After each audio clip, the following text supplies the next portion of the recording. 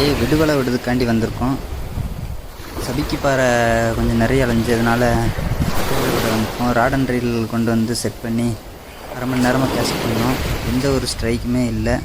சரி, சபிக்கி பாறை நிறைய அலையுது, நம்ம வீட்டில் கிடக்கிற 2.25 இன்ச்சு தண்ணி எடுத்து வந்து இலக்கி பார்ப்போன்ட்டு இலக்கணும். நம்ம தம்பி தான் உள்ளே இலக்கிட்டு இருக்கான் பாருங்கள். சபிக்கி பாறை பரவலாமல் கிடக்குது.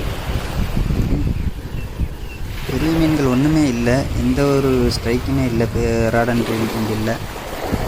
வரான் பாருங்கள், நம்ம தம்பி தான். கொஞ்சம் பரவலாமல் கிடக்குன்னு சொன்னால் கரைக்கு வந்தால் பார்ப்போம். மீன் நல்ல இறை எடுக்கிற இடத்துல 2.25 இன்ச்சு கண்ணியை இலக்கி பாருங்கள். கண்டிப்பாக வீட்டுக்கு மீன் இல்லாமல் போக மாட்டீங்க.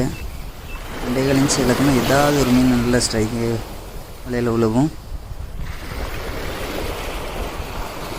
கரைக்கு வரட்டும். கரைக்கு வந்தால் எந்தென்ன மீன் விழுந்துருக்குன்னு பார்க்கலாம். வெயிட் பண்ணி பார்க்கலாம் நண்பர்களே.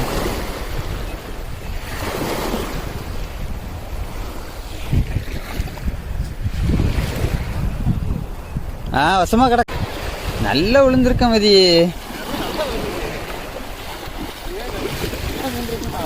கிளறும் கிடக்கா. இன்னொன்று கூட வைக்கலாமாண்ணே? கிளறு 2 கிளறு கிடக்கு, 3 கிளறு கிடக்கா. விரிச்சு விடு வலைய. வலைய இப்போ தான் வசமாக கிடக்குற மாதிரி தெரியுது.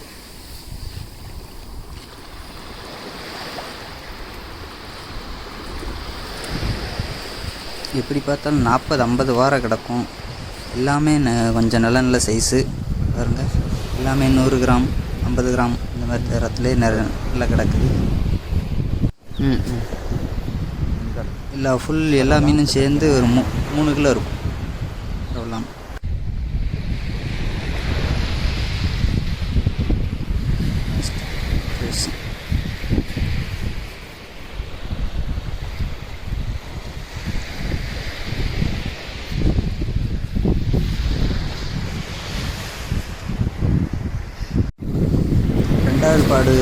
ரெண்டாவது பாடு இலக்கி விட்டுக்கிட்டு இருக்கான் நம்ம தம்பி. உள்ள இலக்கி விட்டு வலையை வாங்கிக்கிட்டு இருக்கான்.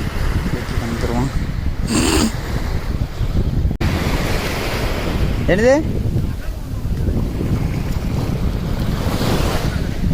நகரையா?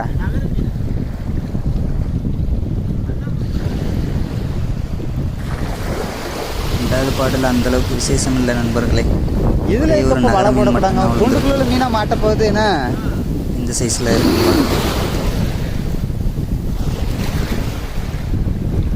ஆமா,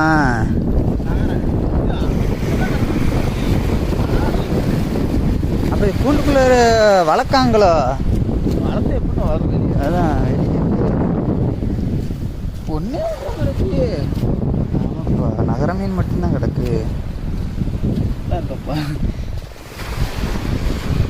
இது இந்த கிளிமீனோட சேர்ந்தது தானே? கிளிமீன் வாய் கணக்கு தான் இருக்கு.